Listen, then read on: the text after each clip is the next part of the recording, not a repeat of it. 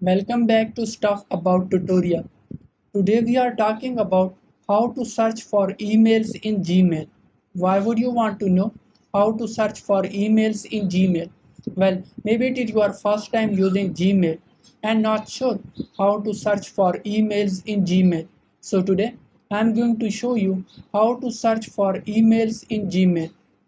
Check video description and I will try to leave the written instructions.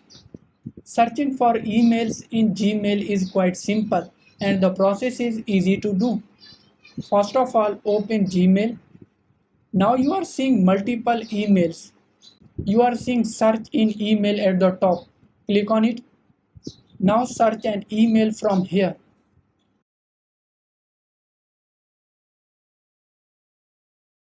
There you go. If you wanted to know how to search for emails in Gmail, that is the easiest way I know how. If you know another way, to leave a comment below. Be sure to subscribe for more videos. Be sure to subscribe for more videos.